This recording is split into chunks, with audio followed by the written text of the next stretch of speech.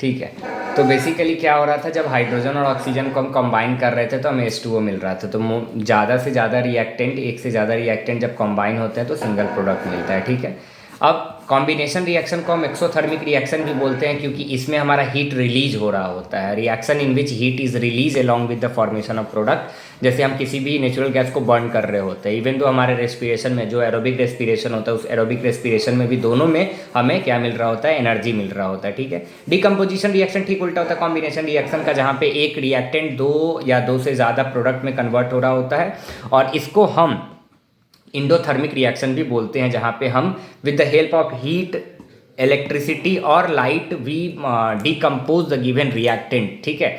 अब इसमें thermal decomposition होगा। एक क्वेश्चन आता भी है कि हीट के फॉर्म में आप बताओ थर्मल डिकम्पोजिशन का एग्जांपल, जहाँ पे FeSO4 को हम हीट डालेंगे तो Fe2O3 बन जाएगा, SO2 बन जाएगा, SO3 बन जाएगा। तो बेसिकली हीट अप्लाई करके हम ब्रेक डाउन करा रहे होते हैं, इलेक्ट्रिसिटी देकर हम H2O को ब्रेक डाउन करा रहे होते हैं, और साथ ही साथ फोटोलाइटिक डिकम्पोजिशन भी होता है, जहाँ पे हम सनलाइट को डाल के हम क्या कर रहे होते हैं, ब्रेक कर रहे होते हैं। कि एग्जाम के क्वेश्चन भी आया था अपने टेस्ट में, जहाँ पे हमने AgCl को ब्रेक करा था with the help of sunlight, जहाँ पे Ag और Cl2 बन रहा था। डिस्प्लेसमेंट रिएक्शन में क्या होता है कि more reactive element less reactive element को डिस्प्लेस कर देता है। जैसे Fe+CuSO4 में Fe डिस्प्लेस कर देगा कॉपर को। ठीक है। आगे बढ़ते हैं, जिंक कॉपर को डिस्ट्रॉय कर देगा। अब हम रिएक्टिविटी सीरीज देख लेंगे। रिएक्टिविटी सीरीज में कुछ सीरीज ऑफ एलिमेंट्स होते हैं जिनको हम लर्न कर लेते हैं। ठीक है। डबल डिस्प्लेसमेंट में आयन का एक्सचेंज हो जाता है। बेसिकली Na2SO4 प्लस BaCl2 में बेरियम क्या होगा, सल्फेट के साथ बना लेगा, और सोडियम जो है क्लोराइड के साथ बना लेगा। ठीक है। Oxidation and reduction. ऑक्सीडेशन में बेसिकली क्या होता है कि लॉस ऑफ इलेक्ट्रॉन होता है, और रिडक्शन में गेन ऑफ इलेक्ट्रॉन होता है। इसको आप अगर छोड़ देते हो तो ऐसे समझ लो कि ऑक्सीडेशन है मतलब ऑक्सीजन का गेन हो रहा होता है, और क्या हो रहा होता है सर, हमारा हाइड्रोजन का लॉस हो रहा होता है। और रिडक्शन में हाइड्रोजन का गेन हो रहा होता है और ऑक्सीजन का लॉस हो रहा होता है। यहाँ तक कोई दिक्कत नहीं है। Redox reaction are those type of reaction in which both oxidation and reduction occur. ठीक है। तो पहला चैप्टर बहुत ही इजी था हमारा। रेंसिडिटी बेसिकली एक ऐसा प्रोसेस होता है जिसमें हमारे जो ऑयल्स एंड फैट्स मौजूद होते हैं किसी भी फूड मटेरियल में ऑक्सीडाइज हो जाता है, जिसकी वजह से उसका टेस्ट और ऑर्डर जो होता है वो चेंज हो जाता है। ठीक है। और इससे बचने के लिए हम बेसिकली रेफ्रिजरेटर में डालते हैं फूड को, एयर टाइट कंटेनर में डालते हैं, साथ ही साथ एंट ऑक्सीडाइज भी डालते हैं, लाइक नाइट्रोजन हम उसमें फिल कर देते हैं ताकि हम उसको बचा सकें। अब बढ़ते हैं एसिड बेस एंड सॉल्ट में। बहुत अच्छा चैप्टर है। एसिड बेस एंड सॉल्ट में बेसिकली हम सबसे पहले एसिड के बारे में पढ़ेंगे। तो एसिड का जो टेस्ट होता है वो सावर होता है, पहला चीज़। दूसरा, उसमें H+ आयन कॉमन होते हैं। जितने भी सब्सटेंस है जिनमें H+ आयन होते हैं वो सारे के सारे हमारे एसिड कहलाएंगे। ठीक है। और वो ब्लू लिटमस को रेड में कन्वर्ट कर देता है। ठीक है। Sulphuric acid, acetic acid, nitric acid जो है ये सब एग्जाम्पल है। सल्फ्यूरिक एसिड मतलब H2SO4, एसिटिक एसिड मतलब CH3COOH, और नाइट्रिक एसिड मतलब HNO3। ठीक है। अब बात करते हैं आगे। एक होता है डाइल्यूट सॉल्यूशन, एक होता है कॉन्सेंट्रेटेड सॉल्यूशन, जिसमें अगर कॉन्सेंट्रेशन ऑफ एसिड कम हो, ठीक है, यानी कि वाटर की कॉन्सेंट्रेशन ज़्यादा हो उसको डाइल्यूट बोलेंगे, और जिसमें कॉन्सेंट्रेशन ऑफ एसिड ज़्यादा हो और वाटर की कॉन्सेंट्रेशन कम हो उसको कॉन्सेंट्रेटेड सॉल्यूशन बोलते हैं। ठीक है। स्ट्रॉन्ग एसिड और वीक एसिड के एग्जाम्पल हमेशा पूछे जाते हैं। याद रखना H2SO4 और HCl जो होते हैं वो स्ट्रॉन्ग एसिड होते हैं, और स्ट्रॉन्ग एसिड के हेल्प से स्ट्रॉन्ग बेस एसिडिक सॉल्ट बनता है। ठीक है। तो H2SO4 और HCl जो होंगे वो अपने स्ट्रॉन्ग एसिड होंगे, और साइट्रिक एसिड और एसिटिक एसिड जो होगा वो वीक होगा। ठीक है। अब बढ़ते हैं, विनेगर हो गया, ऑरेंज हो गया, टोमेटो हो गया, ये सारे के सारे नेचुरल सोर्सेज हैं। ठीक है। बढ़ते हैं आगे, बेस के बारे में थोड़ा सा जानकारी लेते हैं। बेस में क्या होता है कि बेस का बीटर होता है टेस्ट, ये रेड लिटमस को ब्लू लिटमस में कन्वर्ट कर देता है, ब्लू कलर में कन्वर्ट कर देता है, और इसमें OH- आयन जो होते हैं वो कॉमन होते हैं। ठीक है। और कोई भी फार्मूला जिसमें OH- आयन है यानी कि वो बेस है सर। NaOH हो गया, KOH हो गया, सोडियम हाइड्रोक्साइड हो गया, पोटेशियम हाइड्रोक्साइड हो गया, ये सब एग्जाम्पल्स हो गए। ठीक है। अब अगर लेट सपोज करो कि कोई भी है KOH और NaOH जो होगा वो हमारा स्ट्रॉन्ग बेस कहलाएगा, और MgOH whole twice, CuOH whole twice जो होगा वो हमारा वीक बेस कहलाएगा। ठीक है। बढ़ते हैं आगे। लिटमस जो होता है वो रेड कलर का हो जाता है, एसिडिक में ब्लू कलर का हो जाता है बेसिक सॉल्यूशन में। ठीक है। इसके बाद मिथाइल ऑरेंज रेड कलर का हो जाता है एसिडिक में, येलो कलर का हो जाता है हमारा किसमें, बेस में। ठीक है। उसके बाद फेनॉल्फिथीन है, कलरलेस रहता है एसिडिक में और पिंक हो जाता है बेस में। ठीक है। बढ़ते हैं आगे। अब केमिकल प्रॉपर्टी जो कि सबसे इंपॉर्टेंट पार्ट है हमारा इस चैप्टर का, ठीक है। तो केमिकल प्रॉपर्टीज में ये है कि whenever acid react with metal it form salt and hydrogen gas. Hydrogen gas का इवोल्यूशन होगा, इवॉल्व कर जाएगा हाइड्रोजन गैस जब एसिड मेटल के साथ रिएक्ट करेगा। जैसे HCl जिंक के साथ रिएक्ट करा, जिंक क्लोराइड बनाया प्लस H2 हाइड्रोजन गैस हुआ, ठीक है। NaOH जब जिंक के साथ बनाया तो Na2ZnO2 बनाया और H2 बनाया, तो H2 गैस निकलेगा जब कभी भी बेस और एसिड रिएक्ट करेंगे मेटल के साथ, ठीक है। अब मेटल कार्बोनेट का मतलब क्या होता है सर? Na2CO3। हमने किसी भी मेटल को सेलेक्ट कर दिया, उसका कार्बोनेट आयन जो होगा वो अगर एसिड के साथ रिएक्ट करेगा तो हमारा सॉल्ट बनाएगा, NaCl कॉमन सॉल्ट बनाएगा, CO2 निकलेगा और H2O निकलेगा। तो पहला केमिकल प्रॉपर्टी में when metal react with acid it forms salt plus hydrogen gas. when metal react with carbonate ion, है ना, metal carbonate when react with acid it forms salt CO2 and H2O। तो ये H2O CO2 और salt याद रखना है। आगे बात करते हैं, जब एसिड बेस आपस में रिएक्ट करते हैं तो इसको न्यूट्रलाइजेशन रिएक्शन बोलते हैं, और बेसिकली हम यहाँ पे सॉल्ट और वाटर का फॉर्मेशन कर रहे होते हैं, ठीक है। अच्छा, कॉमन प्रॉपर्टी की बात करें एसिड और बेस का, तो सिंपल एक ही चीज़ अपने माइंड में रखना कि H+ आयन होगा एसिड में और OH- आयन होगा बेस में, ठीक है ना। मेटल ऑक्साइड एसिड के साथ रिएक्ट करेगा और नॉन मेटल ऑक्साइड बेस के साथ रिएक्ट करेगा to form salt and water, ठीक है। pH वैल्यू 7 है। अगर किसी की pH एक तरीके की स्केलिंग मेजरिंग होती है जो H+ आयन को कॉन्सेंट्रेटेड H+ आयन को क्या कर रहा होता है, मेजर कर रहा होता है। उसके हेल्प से वो ये बता पाता है कि कोई भी गिवन सॉल्यूशन या सब्सटेंस एसिडिक है कि बेसिक है। 7 से कम आ रहा है pH वैल्यू तो वो एसिडिक है, 7 से ज़्यादा है तो बेसिक है, और 7 है तो वो न्यूट्रल है, ठीक है। बढ़ते हैं आगे, है ना। प्लांट के लिए और एनिमल के लिए pH काफ़ी सेंसिटिव होता है। इंपॉर्टेंस इन pH हमने पढ़ा है, कैसे एक्वेटिक लाइफ एसिड रेन होता है तो pH वैल्यू घट जाती है, 5 के नीचे चली जाती है, तो सर्वाइबिलिटी ऑफ एक्वेटिक लाइफ जो होती है वो डिफ़िकल्ट हो जाती है, ठीक है। और चाहे वो सॉइल हो चाहे हमारा स्टमक हो, जब हम बहुत सारा खा लेते हैं फ्री का तो हमारे पेट में क्या हो रहा होता है, एसिडिटी होने लगता है ना। तो उससे बचने के लिए हम फिर एंटी एसिड जो है ना, डाइजीन, ये सब हम लेते हैं टू प्रिवेंट फ्रॉम इट, है ना, to reduce the effect of hydrochloric acid. बढ़ते हैं आगे।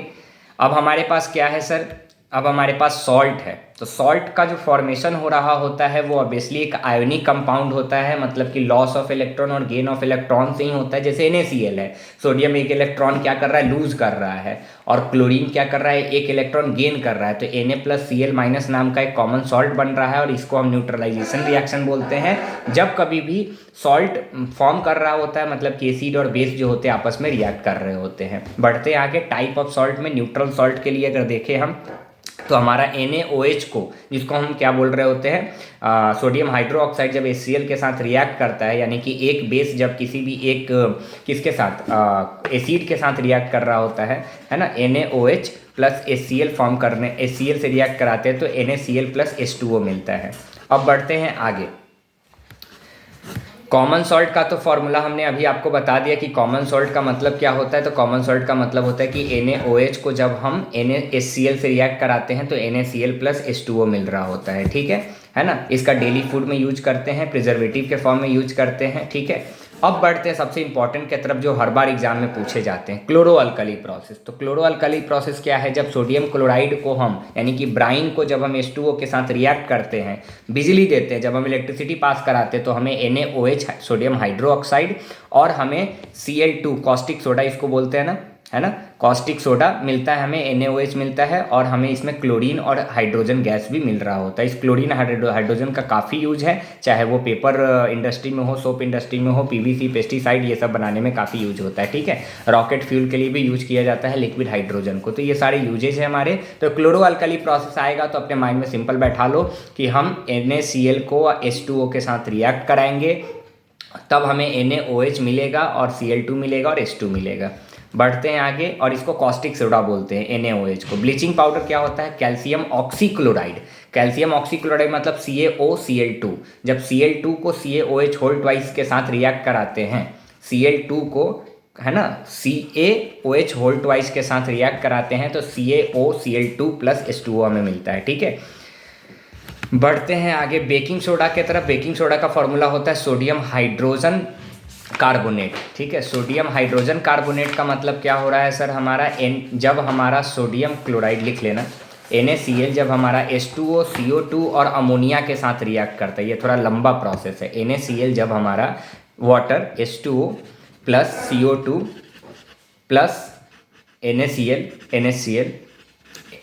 NaCl मैं बोल रहा हूँ NH3 अमोनिया, तो अमोनिया, वाटर, कार्बन डाइऑक्साइड और सोडियम क्लोराइड आपस में रिएक्ट करेंगे तो फॉर्म करेंगे बेकिंग सोडा का, ठीक है। NH4Cl प्लस NaHCO3 बनाते हैं, ठीक है। वॉशिंग सोडा क्या होता है सर हमारा, है ना, वॉशिंग सोडा जो होता है वो हमारा Na2CO3 प्लस .10H2O होता है। इसमें 10 मोल ऑफ वाटर जो होते हैं कॉन्सेंट्रेटेड होते हैं और इसको हम क्या बोल रहे होते हैं, वॉशिंग सोडा बोल रहे होते हैं, ठीक है। ये हमारा सोडियम कार्बोनेट होता है, ठीक है। सोडियम कार्बोनेट का मतलब क्या हुआ सर, जब हम सिंपली है सर सोडियम कार्बोनेट में 10 मोल ऑफ वाटर डाल देंगे तो Na2CO3.10H2O बन जाएगा। काफ़ी ईजी था ये, ठीक है। आगे बढ़ते हैं sir. Plaster of Paris POP, calcium sulphate hemi hydrate, hemi बोलने का मतलब आधा, CaSO4.12H2O। जिप्सम को जब हम, जिप्सम में हमारा क्या होता है, जिप्सम हमारा होता है CaSO4.2H2O। जब जिप्सम को हम हीट कर रहे होते हैं तो उसके 2 मॉलिक्यूल में से 1.5 मॉलिक्यूल ऑफ वाटर निकल जाता है और आधा मॉलिक्यूल ऑफ वाटर बच जाता है, तो वो बना लेता है सर हमारा CaSO4.12H2O। अब सिंपल सा लॉजिक है कि अगर पानी हम डाल देंगे POP में तो वो जिप्सम बन जाएगा, ठीक है।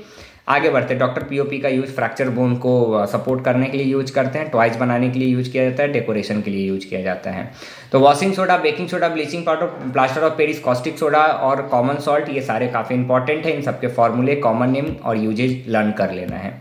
Water of crystallisation is the last topic of this chapter. Water of crystallisation का सिंपल सा कॉन्सेप्ट ये है सर कि जब कभी भी वाटर का मॉलिक्यूल किसी भी क्रिस्टल स्ट्रक्चर में फॉर्म कर रहा है, कोई सॉल्ट है सर क्रिस्टल फॉर्म में, अगर उसमें वाटर की मॉलिक्यूल प्रेजेंट है, जैसे CuSO4.5H2O, कॉपर सल्फेट पेंटा हाइड्रेट हो गया, सोडियम कार्बोनेट Na2CO3.10H2O हो गया, ठीक है, जिप्सम हो गया, these are the salt which formed by the process of water of crystallisation, ठीक है। तो ये हमारे 2 चैप्टर अच्छे से रिवाइज हो गए। आई होप कि आपको इसमें कोई डाउट नहीं है।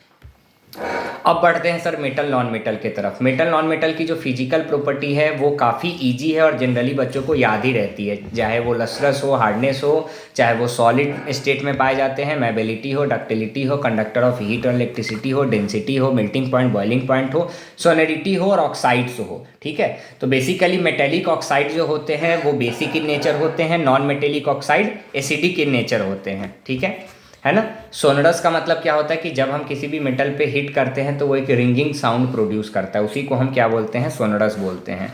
डेंसिटी का मतलब होता है मास पर वॉल्यूम, ठीक है। तो जनरली डेंसिटी और मेल्टिंग पॉइंट जो होती है ना वो हाई होती है सोडियम और पोटेशियम को छोड़ के। गुड कंडक्टर होते हैं मेटल्स, और थीन सीट में कन्वर्ट करना मैबेलिटी कहलाता है। डक्टिलिटी का मतलब थीन वायर में कन्वर्ट करना, ठीक है। कुछ एक्सेप्शंस हैं, उस एक्सेप्शंस को याद रख लेना, लाइक मर्क्यूरी जो होती है वो लिक्विड फॉर्म में पाई जाती है, ठीक है। आगे बढ़ते हैं। नॉन मेटल ग्रेफाइट होता है जो गुड कंडक्टर होता है इलेक्ट्रिसिटी का, ठीक है। आगे बढ़ते हैं। जैसे हमने केमिकल प्रॉपर्टीज ऑफ एसिड को लर्न करा था उसी तरीके से हम अब केमिकल प्रॉपर्टीज ऑफ मेटल को अच्छे से लर्न करेंगे। तो मेटल में हम पहले ऑक्सीजन के साथ रिएक्ट कराएंगे, फिर हम वाटर के साथ रिएक्ट कराएंगे। वाटर वाला टॉपिक ज़्यादा इंपॉर्टेंट हो जाता है क्योंकि वाटर वाले में हॉट वाटर है, कोल्ड वाटर, स्टीम है। कुछ एलिमेंट है जो हॉट वाटर के साथ करते हैं, कुछ कोल्ड वाटर के साथ करते हैं, कुछ ना हॉट वाटर ना कोल्ड वाटर के साथ करते हैं, वो सिर्फ स्टीम के साथ करते हैं, ठीक है। और उसी में हम एम्फोट्रिक ऑक्साइड को भी बना रहे होंगे, ठीक है। पहला चीज़, जब मेटल किसी भी मेटल जब ऑक्सीजन के साथ रिएक्ट करेगा तो मेटल ऑक्साइड बनाएगा, कॉपर प्लस O2 CuSO बन गया। एल्युमिनियम ऑक्सीजन के साथ रिएक्ट करा तो Al2O3 बन गया एल्युमिनियम ऑक्साइड, जो कि हमारा एम्फोट्रिक ऑक्साइड होता है। एम्फोट्रिक ऑक्साइड बेसिकली वैसे ऑक्साइड्स होते हैं जो both type of property show करते हैं, एसिडिक प्रॉपर्टी भी शो करते हैं और बेसिक प्रॉपर्टी भी शो करते हैं, ठीक है। ओके, एल्युमिनियम ऑक्साइड याद रखना कि एम्फोट्रिक ऑक्साइड होता है। अब वाटर के साथ रिएक्ट करते हैं सर, तो वाटर के साथ जब रिएक्ट करेगा कोई भी मेटल ऑक्साइड तो वो हमारा मेटल हाइड्रो ऑक्साइड बनाएगा, ठीक है। मेटल हाइड्रो ऑक्साइड का मतलब क्या, तो मेटल ऑक्साइड भी बनाता है और मेटल हाइड्रो ऑक्साइड भी बनाता है। जैसे देखो, मेटल जब वाटर के साथ रिएक्ट करा तो मेटल ऑक्साइड बनाया, जैसे Mg+H2O तो MgO बनाया और प्लस हाइड्रोजन गैस उसमें से इवॉल्व हो गया। अब जब उस मैग्नीशियम ऑक्साइड को यानी मेटल ऑक्साइड को फिर से वाटर के साथ रिएक्ट कराया तो MgOH होल ट्वाइस बन गया, ठीक है। सोडियम पोटेशियम बहुत विग्रेसली रिएक्ट करते हैं वाटर के साथ, इसीलिए उनको केरोसिन में स्टोर करके रखते हैं, काफ़ी हाई रिएक्टिव एलिमेंट्स होते हैं वो, ठीक है। अच्छा, बढ़ते हैं। एल्युमिनियम जिंक रिएक्ट करते हैं स्टीम के साथ, ना ही वो कोल्ड वाटर के साथ करते हैं ना ही वो हॉट वाटर के साथ करते हैं, एल्युमिनियम और जिंक, और वो हाइड्रोजन गैस फॉर्म करते हैं। Metal like silver gold copper lead do not react with water, वो वाटर के साथ रिएक्ट करते ही नहीं है। तो या तो आएगा कि आप एलिमेंट का नाम लिखो जो किसी के साथ रिएक्ट नहीं करते हैं, किसी भी टाइप ऑफ वाटर, किसी भी स्टेट ऑफ वाटर के साथ नहीं करते हैं, या तो आएगा कि वैसे एलिमेंट का नाम बताओ जो नहीं हॉट वाटर नहीं कोल्ड वाटर के साथ रिएक्ट करते हैं, तो उसका एग्जाम्पल एल्युमिनियम और जिंक हो जाएगा, ठीक है। अब बात करते हैं जब मेटल किसी भी एसिड के साथ रिएक्ट करता है, तो मेटल जब एसिड के साथ रिएक्ट करेगा तो हमारा सॉल्ट प्लस क्या बनाएगा, हाइड्रोजन गैस बनाएगा। Mg प्लस H2SO4 लेंगे तो MgSO4 प्लस H2 हो जाएगा, ठीक है। ये हमने एसिड के भी केमिकल प्रॉपर्टीज़ में देख लिया था। अब एक बहुत इंपॉर्टेंट सा क्वेश्चन, लेट सपोज करो कि ये एक सॉल्ट है जो कि जिसमें एक एलिमेंट मौजूद है B नाम का, इसमें जब हम अगर A नाम का कोई भी अगर मेटल डालेंगे तो मेटल A जो होगा वो सॉल्ट सॉल्यूशन ऑफ बी को डिस्प्लेस करके सॉल्ट सॉल्यूशन ऑफ ए बना लेगा और बी वाले को क्या कर देगा, वो बाहर कर देगा, डिस्प्लेस कर देगा। जैसे अगर हमने कॉपर सल्फेट सॉल्यूशन में अगर हमने आयरन डाला तो वो आयरन क्या हो जाएगा, हमारा ब्राउनिश कलर का हो जाता है और वो फेरस सल्फेट बन जाता है और कॉपर जो है सो बाहर हो जाता है। रिएक्टिविटी सीरीज को हमें लर्न करना है। Potassium, sodium, barium, calcium, magnesium, aluminium, zinc, iron, nickel, tin, lead, hydrogen, copper, mercury, silver, gold, platinum, ये सारे के सारे हमारे रिएक्टिविटी सीरीज है। अब यही रिएक्टिविटी सीरीज ही तो तय करता है कि कौन किसको डिस्प्लेस करेगा, कौन किसको भगाएगा, ठीक है। इसको याद करने का सिंपल लॉजिक है, 4-4, 5-5 करके याद कर सकते हैं, ठीक है। पोटेशियम, सोडियम हो गया, बेरियम हो गया, कैल्शियम हो गया, मैग्नीशियम हो गया, एल्युमिनियम, जिंक हो गया, फिर iron, nickel, tin, lead, hydrogen हो गया, और हाइड्रोजन के नीचे copper, mercury, silver, gold, platinum. तो सिल्वर, गोल्ड, प्लेटिनियम से तो क्वेश्चन आता नहीं है, मर्क्यूरी से शायद ही आता है, ज़्यादातर कॉपर का क्वेश्चन आता है, लेड का क्वेश्चन आता है, ठीक है, आयरन का क्वेश्चन आता है, जिंक का क्वेश्चन आता है, ठीक है। एल्युमिनियम, मैग्नीशियम और कैल्शियम, इन सबका सीरीज देख लो, कैल्शियम, मैग्नीशियम, एल्युमिनियम एक साथ है, ठीक है। और आगे बढ़ते हैं। रिएक्शन विथ नॉन मेटल, तो जब कभी भी कोई भी नॉन मेटल अगर जैसे कार्बन रिएक्ट करेगा ऑक्सीजन के साथ तो कार्बन डाइऑक्साइड बनाएगा, मतलब ऑक्साइड फॉर्म बनाएगा।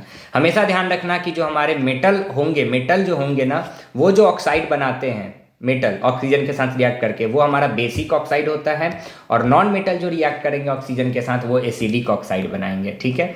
वाटर के साथ रिएक्ट नहीं करते हैं, ठीक है, एसिड के साथ रिएक्ट नहीं करते हैं, ठीक है। आगे बढ़ते हैं। क्लोरीन के साथ रिएक्ट करके एक एसिड बना लेते हैं, H2 प्लस Cl2 बनाया तो HCl बन गया, ठीक है। आगे बात करते हैं, ठीक है।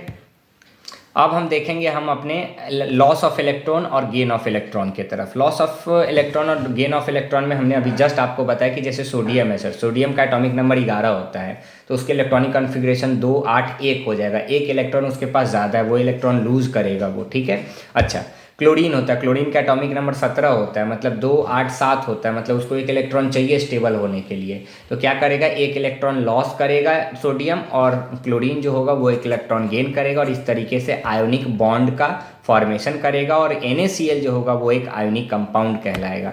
तो बेसिकली आयोनिक कंपाउंड का जो फॉर्मेशन होता है वो ट्रांसफ़र ऑफ इलेक्ट्रॉन के साथ होता है। जब कभी भी कोई भी मेटल और नॉन मेटल आपस में रिएक्ट करते हैं तो आयोनिक कंपाउंड का फॉर्मेशन होता है, ठीक है। जितने भी मेटल्स होते हैं ना, वो मेटल्स बेसिकली क्या कर रहे होते हैं सर, किसको, जितने भी मेटल्स होते हैं वो इलेक्ट्रॉन लूज करने वाले होते हैं, और जितने भी नॉन मेटल्स होते हैं वो इलेक्ट्रॉन क्या करते हैं, गेन करते हैं।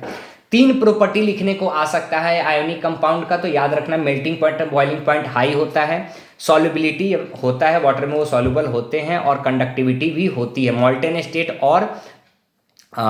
स्टेट और एक्वस फॉर्म में ही वो सिर्फ कंडक्ट करते हैं इलेक्ट्रिसिटी को, सॉलिड फॉर्म में वो कंडक्ट नहीं करते इलेक्ट्रिसिटी को, ठीक है। तो ये हमारा chemical property, chemical reaction and equation, acid, base and salt और मेटल नॉन मेटल का यहाँ तक हो गया हमारा, जहाँ पे हमने chemical properties of metal non metal discuss कर लिया। अब आते हैं सर अकरेंस ऑफ मेटल पे। ये एक अलग ही टॉपिक और काफ़ी इंपॉर्टेंट टॉपिक है। जैसे एज वी नो डैट कि वह सारे सब्सटेंस जो हमारे अर्थ के क्रस्ट में पाए जाते हैं, चाहे एलिमेंट हो चाहे वो कंपाउंड फॉर्म में हो, नेचुरली पाए जाते हैं, उन सबको हम क्या बोलते हैं, मिनरल्स बोलते हैं। क्या बोलते हैं, मिनरल्स बोलते हैं, ठीक है। अब मिनरल्स जो होते हैं ना वो ओर्स के फॉर्म में पाए जाते हैं। बेसिकली ओर्स के फॉर्म में पाए जाने का मतलब ये होता है कि जब हम डिग करते पोटैटो लेते तो पोटैटो सिर्फ फ्रेश पोटैटो नहीं मिलता, उसके साथ कुछ मिट्टी भी लगी रहती है। तो ओर जो होते हैं ना उसमें इम्प्योरिटीज़ होती है और प्लस हमारे पास क्या होता है, मेटल्स होते हैं। तो हम उन्हें उस इम्प्योरिटीज़ को क्या कर रहे होते हैं, इम्प्योरिटीज़ को आउट कर रहे होते हैं, ठीक है, with the help of some processes, ठीक है। तो रिएक्टिविटी सीरीज में हमारे पास टॉप वाले थे, मिडिल वाले थे और बॉटम वाले थे। बॉटम वाले के लिए क्या करना है सर, बॉटम वाले को सिंपल हीट हम करेंगे, सिंपल हीट करेंगे तो उसके क्या हो जाएंगे, हमारे ओर्स जो उसके इम्प्योरिटीज होंगे वो हमारे बाहर हो जाएंगे। जैसे for example cinnabar HgS mercury sulphide जो होगा वो हमारा एग्जांपल हो जाएगा किसका, एक ऐसे कंपाउंड का, एक ऐसे ओर का जो कि मर्क्यूरी का ओर होता है, उसको हमने ऑक्सीजन के प्रेजेंस में हीट करा। ऑक्सीजन के प्रेजेंस में हीट करा मतलब वो रोस्टिंग हो गया। तो रोस्टिंग, जितने भी सल्फाइड ओर्स होते हैं उनको रोस्टिंग मेथड से हम उसको क्या कर रहे होते हैं, ब्रेक कर रहे होते हैं। और तब हमें, जब हमने HgS को ऑक्सीजन के प्रेजेंस में रिएक्ट कराया तो वो हमारा रोस्टिंग प्रोसेस कहलाया। तब हमें HgO मिला, HgO को हमने फिर से फर्दर हीट करा तो हमें Hg मिल गया। तो इस तरीके से हम HgS से HgO मिला, HgO से फिर हमें Hg मिला, ठीक है ना। बढ़ते हैं आगे, मॉडरेट रिएक्टिव में देखते हैं। तो जो बीच वाले में होते हैं ना, जो बीच वाले होते हैं मेटल, ठीक है, वो कार्बोनेट भी पाए जाते हैं कुछ और कुछ सल्फाइड भी पाए जाते हैं। तो जितने भी कार्बोनेट ओर्स होते हैं, है ना, कार्बोनेट ओर्स बोलने का क्या मतलब हो रहा है मेरा, है ना, तो कार्बोनेट ओर्स जो होते हैं वो हमारे, वो सारे कार्बोनेट ओर्स हमारे कैल्सिनेशन मेथड से हम उसको प्योर कर रहे होते हैं और सल्फाइड ओर्स को हम क्या कर रहे होते हैं, रोस्टिंग मेथड से कर रहे होते हैं, ठीक है। प्रोसेस सेम है, कैल्सिनेशन में एब्सेंस ऑफ ऑक्सीजन होता है और रोस्टिंग में प्रेजेंस ऑफ ऑक्सीजन होता है, ठीक है। एक बहुत इंपॉर्टेंट रिएक्शन है जिसको हम बोलते हैं थर्मिट रिएक्शन। तो रेलवे ट्रैक को ज्वाइन करने के लिए हम बेसिकली थर्मिट रिएक्शन का यूज कर रहे होते हैं, ठीक है। थर्मिट रिएक्शन में होता क्या है कि आयरन को, यानी कि लिखो Fe को हम एल्यूमिनियम को रिएक्ट करा रहे होते हैं फेरस ऑक्साइड से, Fe2O3 से, ठीक है। तो हमारे पास क्या होता है कि एल्युमिनियम ऑक्साइड बन जाता है, Al2O3 बन जाता है और Fe बन जाता है, ठीक है। इसको थर्मिट रिएक्शन बोलते हैं, रेलवे ट्रैक को ज्वाइन करने के लिए। जब एल्युमिनियम डिस्प्लेस कर देगा किसको करेगा सर, आयरन को, वेरी गुड। अब बढ़ते हैं सर, जो हाई रिएक्टिव होते हैं उनको हम इलेक्ट्रोलाइसिस मेथड से क्या कर रहे होते हैं, प्योर कर रहे होते हैं, ठीक है। इलेक्ट्रोलाइसिस मेथड एक ऐसा मेथड होता है जहां पे हम कैथोड और एनोड पर हम उसको डालते हैं, डालने के बाद इलेक्ट्रॉन का ट्रांसफर होता है, ठीक है। अब ये लिखने को भी आता है कि कॉपर का आप इलेक्ट्रॉन ट्रांसफर लिखो कैथोड पर और एनोड पर। तो इलेक्ट्रॉन का जो ट्रांसफर होता है ना कैथोड पर, वो कुछ इस तरीके से होता है। देखो एज वी नोटेड कि कैथोड जो होता है वो निगेटिव टर्मिनल होता है और एनोड जो होता है वो पॉजिटिव टर्मिनल होता है। इलेक्ट्रॉन का जो लॉस होगा ना वो कैथोड पर होगा, लॉस ऑफ इलेक्ट्रॉन। क्यों सर, क्योंकि इलेक्ट्रॉन जो होगा वो पॉजिटिवली टर्मिनल के तरफ मूव करेगा, उधर अट्रैक्ट होके, मतलब इधर से लॉस होके वो क्या हो जाएगा, एनोड पर गेन हो जाएगा, गेन ऑफ इलेक्ट्रॉन हो जाएगा। बढ़ते हैं आगे सर, ठीक है। इसके बहुत अच्छे से इक्वेशन भी हम बना सकते हैं, जैसे कि हमने क्या लिखा, Cu2 प्लस 2 इलेक्ट्रॉन, यहाँ लॉस किया इलेक्ट्रॉन तो Cu बना लिया। अब क्या होगा, यहाँ पे हम यहाँ लिखेंगे कि हम Cu में से हम एरो बनाएंगे और यहाँ पे लिखेंगे Cu2 प्लस 2 इलेक्ट्रॉन। इस तरीके से हम एनोड पर और कैथोड पर के रिएक्शंस को लिख लेंगे। NaCl का भी पूछता है सर कि NaCl का आप लिख के दिखाओ, क्या लिख के दिखाओ, एनोड पर और कैथोड पर क्या होता है। तो एनोड और कैथोड पर लिखने के लिए हम क्या कर रहे होते हैं, ध्यान देने की चीज़ है, ठीक है। तो NaCl का देखते हैं, तो Na+Cl- होता है। तो Na+ मतलब ये सोडियम क्या कर रहा है, इलेक्ट्रॉन का लॉस कर रहा होता है, और Cl क्या होता है, इलेक्ट्रॉन का गेन कर रहा होता है। तो ध्यान रखना कि Na जो होगा ना वो आपका कैथोड पे होगा, तभी तो वहाँ का इलेक्ट्रॉन शिफ्ट करके एनोड पर जाएगा और एनोड पर Cl होगा। तो इस तरीके से हमारे पास आते हैं लिखने को, ठीक है सर। हमारे 3 चैप्टर हो गए आधे घंटे में, आगे बढ़ते हैं, ठीक है। बढ़ते हैं आगे, कार्बन कंपाउंड पे आते हैं। कार्बन हमारा एक एलिमेंट होता है जिसका सिंबल C होता है, उसके एटॉमिक नंबर 6 होते हैं और वो हमारा 0.03% जो होते हैं वो हमारे एटमॉस्फेयर में प्रेजेंट होते हैं CO2 के फॉर्म में, और क्रस्ट में मिनरल्स के फॉर्म में 0.02% होते हैं। ये सब एग्जाम में पूछता नहीं है। जितनी भी चीज़ हम ऑलमोस्ट खाते हैं उन सब में कार्बन मौजूद होता है। कार्बन हमेशा कोवैलेंट बॉन्ड बनाता है, वो टेट्रावैलेंट होता है। टेट्रावैलेंट बोलने का मतलब कि उसकी वैलेंसी 4 होती है, और 4 वैलेंसी वाले क्या करते हैं, इलेक्ट्रॉन का शेयर करते हैं, ना लूज करते हैं ना गेन करते हैं, ठीक है। अच्छा, अब इसको ना कैटेनेशन भी बोलते हैं। एक प्रॉपर्टी होता है कैटेनेशन नाम का, पता है कैटेनेशन क्या होता है? कैटेनेशन का मतलब होता है कि एक सेल्फ लिंकिंग प्रॉपर्टी होती है कार्बन के पास, कि वो किसी भी के पास जाके उसके साथ लिंक करके वो क्या बनाती है, कंपाउंड बनाती है, ठीक है। अब सर क्या होगा सर कि डबल बॉन्ड होता है, सिंगल बॉन्ड होता है और ट्रिपल बॉन्ड होता है। जब उसमें 2 इलेक्ट्रॉन शेयर हो रहे होते हैं तो सिंगल बॉन्ड होता है, जब 4 इलेक्ट्रॉन आपस में शेयर हो रहे होते हैं तो डबल बॉन्ड बनता है, जब 6 इलेक्ट्रॉन शेयर हो रहे होते हैं तो ट्रिपल बॉन्ड बोलते हैं, ठीक है। अब हाइड्रोकार्बन्स क्या होते हैं? Hydrocarbons are those compound which are made up of hydrogen and carbon only and it is divided into 2 parts और क्लासिफाइड इनटू 2 टाइप्स, सैचुरेटेड और अनसैचुरेटेड। सैचुरेटेड में हमारा आता है अल्केन और अनसैचुरेटेड में आता है अल्कीन और अल्काइन। अल्केन जो होते हैं वो सिंगल बॉन्डेड होते हैं और उनका जो स्ट्रक्चर होता है वो CnH2n+2 होता है। याद रखना, अल्केन सिंगल बॉन्डेड होते हैं और CnH2n+2 होता है। अनसैचुरेटेड हाइड्रोकार्बन में आते हैं हमारे अल्कीन और अल्काइन। अल्कीन का जो होता है वो CnH2n ही होता है और अल्काइन का जो होता है CnH2n-2 होता है। तो पहले वाले का +2, लास्ट वाले का -2 और बीच वाले का सिंपल फार्मूला Cn के साथ। अब इस स्ट्रक्चरल फार्मूला में हम 1 2 3 डाल के ना हम बहुत सारे होमोलोगस सीरीज बना सकते हैं, उसकी फैमिली बना सकते हैं, ठीक है। बढ़ते हैं आगे। आगे बढ़ने का मतलब ये होता है सर, बेंजीन नाम की एक हमारा कंपाउंड होता है जो कि रिंग लाइक स्ट्रक्चर बनाता है, C6H6 बनाता है सर, ठीक है। अब आते हैं सर IUPAC नेम में हम कैसे नोमेनक्लेचर करेंगे किसी भी कार्बन कंपाउंड का। मिथ पहला, eth, prop, but, pent, hex, hept, oct, non, dec, ठीक है। इनसे हम कार्बन ऑफ एटम के हिसाब से हम क्या लगा देंगे, प्रीफिक्स लगा देंगे। अब इसके बाद अगर वो सिंगल बॉन्डेड है तो ANE लग जाएगा, डबल बॉन्डेड है तो ENE लग जाएगा और ट्रिपल बॉन्डेड है तो YNE लग जाएगा, ठीक है। अब आते हैं सर हमारे फंक्शनल ग्रुप पे सर। क्लोरीन, ब्रोमीन और आयोडीन, फ्लोरीन को बाहर ही रखते हैं। तो क्लोरो, ब्रोमो और आइडो जो होता है वो हमारे फंक्शनल ग्रुप होते हैं जिसको हेलो अल्केन्स बोलते हैं, ठीक है। ये हेलो ग्रुप्स होते हैं। फिर हमारा अल्कोहल होता है जो कि ऑक्सीजन का हमारा फंक्शनल ग्रुप होता है। एल्डिहाइड होता है ऑक्सीजन का फंक्शनल ग्रुप। तो अल्कोहल में हम OH लगाते हैं और एल्डिहाइड में क्या लगाते हैं,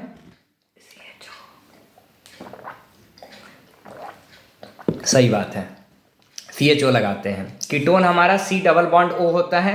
कार्बोक्सिलिक एसिड जो होता है वो COOH होता है। कार्बोक्सिलिक एसिड, कीटोन, एल्डिहाइड और अल्कोहल ये सारे ऑक्सीजन के हमारे फंक्शनल ग्रुप होते हैं, ठीक है। बढ़ते हैं आगे।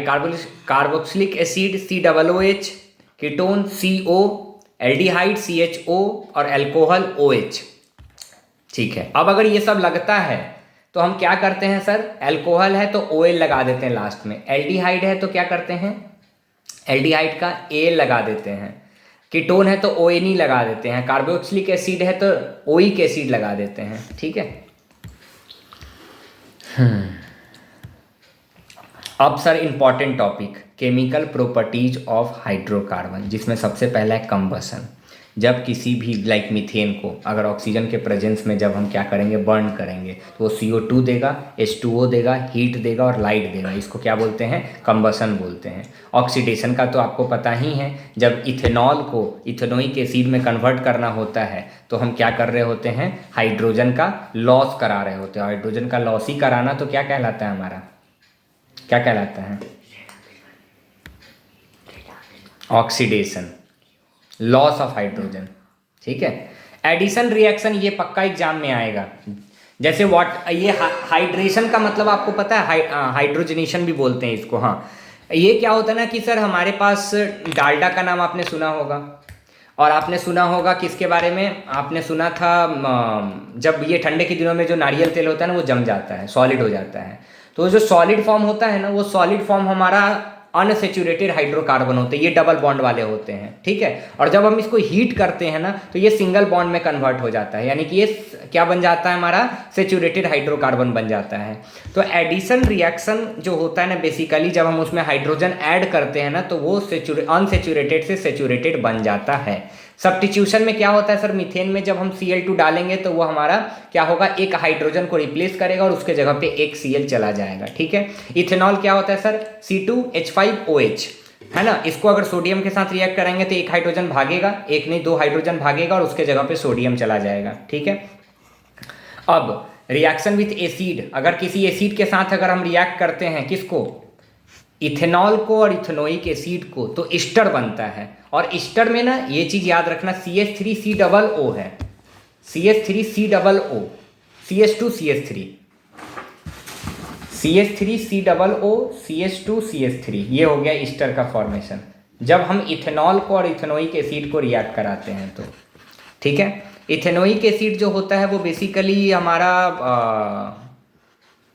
CH3COOH होता है। सोडियम के साथ रिएक्ट कराएंगे तो सेम होगा, हाइड्रोजन हटेगा, सोडियम आ जाएगा सर हमारे पास, H2O CO2 बन जाएगा। ठीक है, NaOH के साथ रिएक्ट कराएंगे तो भी सोडियम आएगा और वाटर मिलेगा। एस्टरिफिकेशन याद रखना, CH3COOH जब CH3CH2OH के साथ रिएक्ट करेगा तो CH3COO CH2H5 बनाएगा। यानी कि ये सर हमने कल भी डिस्कस करा था कि जब कभी भी जब कभी भी इथेनॉल और इथेनोइक एसिड जब रिएक्ट करेगा तो ईस्टर बनाएगा। क्या बनाएगा सर? ईस्टर बनाएगा। अब हमने लिखा है क्या, C O लिखा है तो 2 कार्बन नहीं करेंगे, एक ही कार्बन यहाँ रहने देंगे। ठीक है, क्या करेंगे सर? एक ही कार्बन रहने देंगे, यहाँ ऑक्सीजन हो जाएगा CH3COO CH2CH3। सोप और डिटर्जेंट की बात करें तो ये हाइड्रोफोबिक इंड और हाइड्रोफिलिक इंड होता है, ये आपको पता है सर। ये गोल वाला जो होता है वो हमारा हाइड्रोफिलिक होता है और ये हमारा हाइड्रोफोबिक होता है। ठीक है, सोप का अगर फॉर्मूला लिखने को आ जाए तो C17H35 COO Na+। मतलब बेसिकली क्या हो रहा है ना सर कि इथेनोइक एसिड में सोडियम आ जा रहा है सर। ठीक है, आगे बात करते हैं सर। क्लीनिंग एक्शन के बारे में अगर आपको पूछ दिया कि क्लीनिंग एक्शन लिख के दिखाओ तो क्लीनिंग एक्शन में आप क्या लिखोगे, है ना? तो जितने भी डर्ट्स होते हैं ना वो ऑयली होते हैं नेचर पे। ठीक है, जब हाइड्रोफोबिक इंड जो होता है सोप मॉलिक्यूल का वो अटैच होता है itself with the dirt and the ionic end of surrounded with the water molecule, तो रिजल्टेंट में क्या बनता है, माइशेल नाम की चीज़ बनती है। ठीक है, और मिशेल जो होती है वो बेसिकली हेल्प करता है डिजॉल्व करने में डर्ट को और रिमूव करने में। ठीक है, आई होप आपको ये चैप्टर 1 से लेकर चैप्टर 4 तक की रिवीजन समझ में आई होगी। All the best.